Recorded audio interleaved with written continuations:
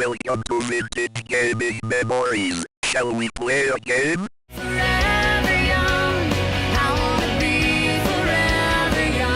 Hello everyone, thanks for stopping by to check out this video.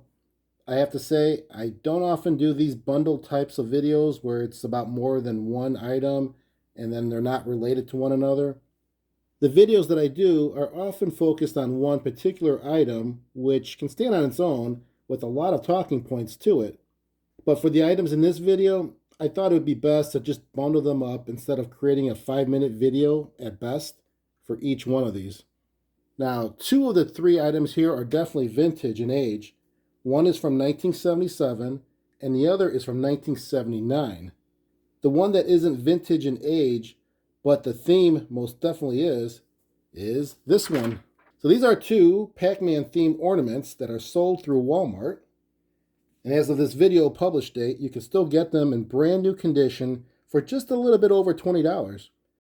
I got these 2 from Facebook Marketplace for $20, and they look to be new with its tags and its condition. Let's take a look at the arcade one first here. I know it says $4.98, but that is not the price that you'd be paying for on Walmart, nor did I pay $4.98 for each of these. As I said, I paid $20 total. And it's an ornament, right? So there's really not much to it.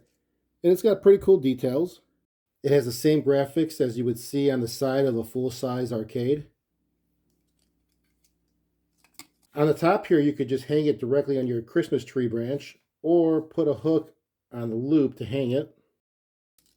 You can see the details of the play field. And no, the joystick does not move. This isn't a sticker, which is kind of neat. It's a plastic piece, so it's raised out from the side to give it more of a 3-dimensional look. Now this one measures about 4 inches in height and just a little bit less than 2 inches for the depth and width. So it's a decent size, as you can see with my hand. Now the other ornament, it's pretty obvious what this one is. And it's pretty simple. Why? Well, it's Pac-Man. Now the Pac-Man one is pretty simple because it's so iconic that it doesn't need to be more than just a yellow pie missing a little piece. Now this one measures about 3¼ inches in diameter, and it's a little bit less than 1 inch in the width. And I believe both of these came out in 2024. And here's some of the details on the labeling. And as I said, you can pick these up brand new from Walmart, but you can try eBay as well. I think you might get them for a little bit cheaper for the actual initial cost, but then when the shipping comes into play and taxes, you're going to be probably at the same, if not more. Okay, now let's move these to the side and let's hit some vintage items. Let's start with this one.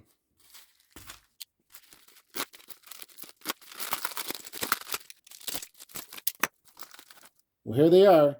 These are 7 Radio Shack bonus dollar tokens with Citizens Band and Paramount stamped on them. And you may know Citizens Band simply as its initials, CB, you know, like the CB radio. And I'm sure you've heard of the world-famous movie production company called Paramount. So why are the names stamped on it? Well, in 1977, Paramount produced a movie called, you guessed it, Citizens Band. It's noted as a comedy and drama movie about people in a small town using their CB radios and how they're all drawn together because of it. You have to remember that back in the 1970s, CB radios were the craze, and not only with the truckers, but also with the general population. You remember the movie Smoking the Bandit?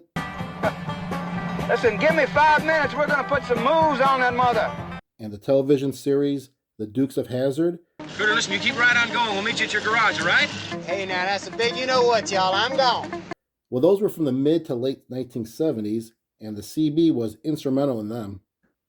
Now, getting back to these coins, well, they were used for promotional purposes back in 1977 for the movie Citizens Band, as well as for Radio Shack.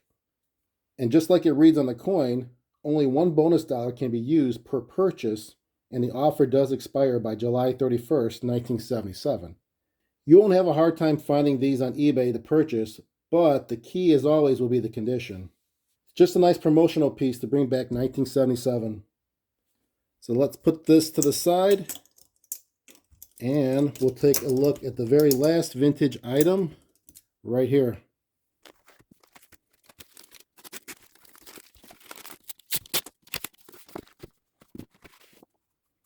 This is a 1979 Entex dealer catalog that focuses on toys and electronic handheld games from that company. Now, these are really collectible for certain years, and always the condition is important, just like anything else.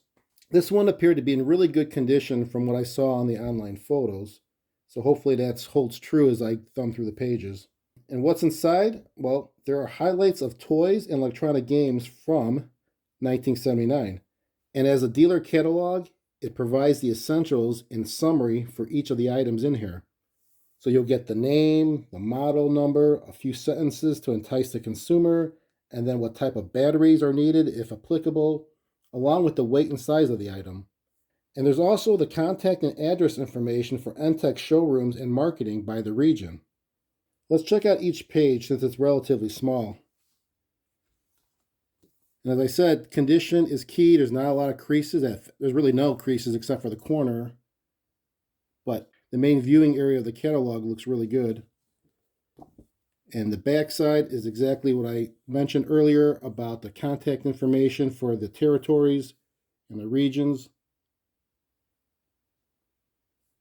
1978 for the 1979 line of toys from Entex.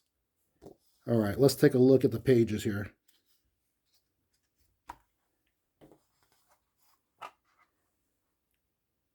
So we got some lock blocks. Not something I have in my possession, but I think I do remember seeing these back in the day.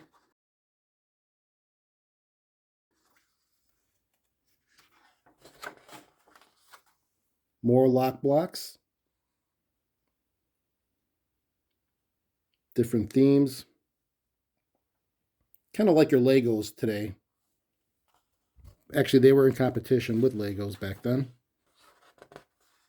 And more lock blocks.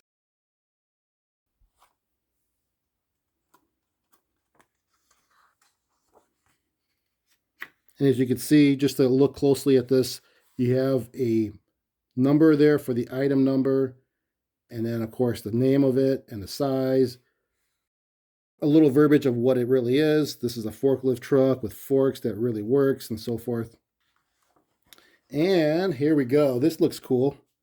So this does have a price. So I'm wondering if maybe the dealer wrote it on there for whomever he was showing this to, whatever company or retail store. And it reminds me of the A-Team, but it's not. Dan, the world's first true word recognition toy van. That looks pretty cool. I don't know much about this, but I'm going to research a little bit more because this looks pretty neat. $22.90. $22.90 to be exact. Weighs 9 pounds, the package. Standard pack of 4. So you buy them in bulk, I guess, if you're buying it for your store.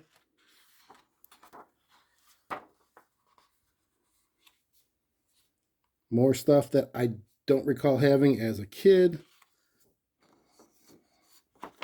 I wonder if this came out or if this was just an insert. It looks like an insert. There's not a page number on it. That's pretty cool. Battle of the Planets. That's pretty neat. Continuing on with more toys. Some prices shown here. $6.90.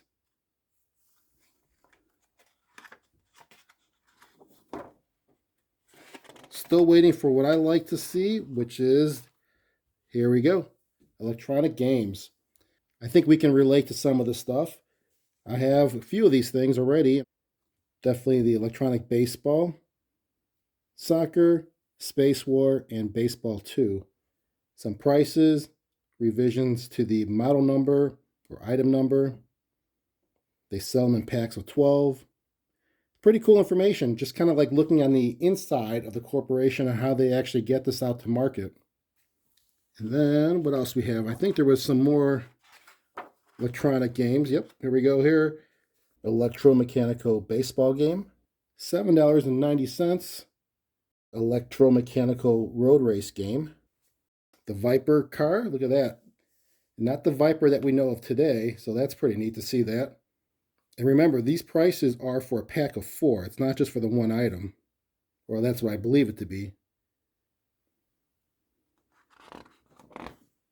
And that's it. So we have a total of 15 pages and an insert in here.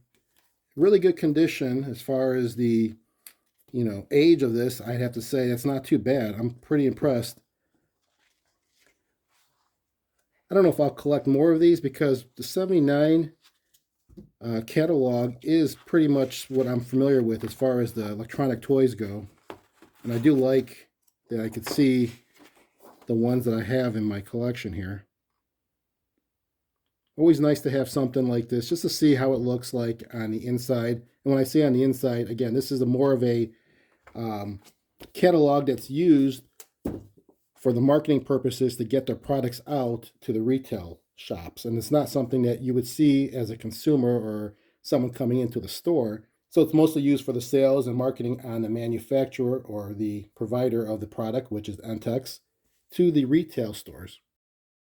And as you can see, all 3 of these were very different. And because these aren't actual games or things you can play with, I figured it's worth showing because you never know. It might pique someone's interest to maybe want to get this or just some good entertainment to watch. Speaking of watching, I really do appreciate your time to watch this video.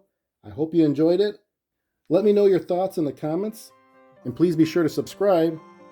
Until next time, keep your gaming passion from the past alive by living it today. Take care, everyone.